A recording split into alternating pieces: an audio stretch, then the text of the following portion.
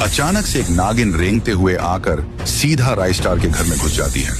नागिन कमरे में पहुंचकर आगे बढ़ के सोते हुए राइस्टार के मम्मी पापा को वह नागिन डस लेती है। मम्मी पापा चीखते हुए वहीं बेहोश हो जाते हैं। ये चीखने चिल्लाने की आवाज से राइस्टार नींद से जाग जाता है।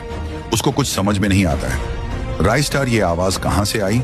ये देखने के लिए कमरे से बाहर निकल रहा था कि तभी वह नागिन राइस्टार के सामने से निकलकर चली जाती है। उसके बाद राइस्टार जल्दी से दौड़कर मम्मी पापा के कमरे में जाकर उनको बेहोश हालत में देखता है। राइस्टार दुखी हो जाता है।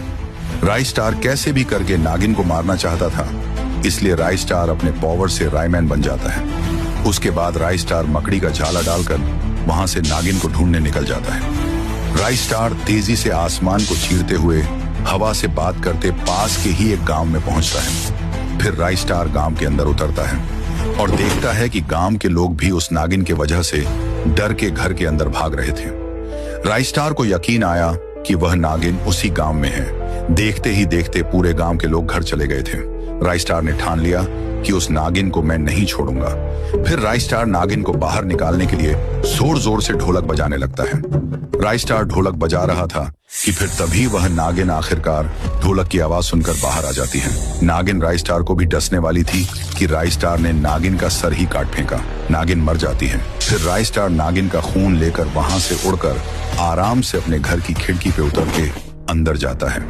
मम्मी पापा बेहोश हो गए थे। उसके बाद राइस्टार वापस अपने असली रूप में आकर मम्मी पापा पर नागिन का खून और कुछ पोवर जड़ी बूटियां दोनों के ऊपर डालता है। उसके बाद तुरंत दोनों ठीक हो जाते हैं, पर दोनों को पता नहीं था कि उनके साथ क्या हुआ है। राइस्टार गुड आफ्टरनून करके अपने कमरे में जाने लगता है। कमरे में पहुंचकर राइस्टार ने गेम खेलने के लिए टीवी खोला तो न्यूज का चैनल आया।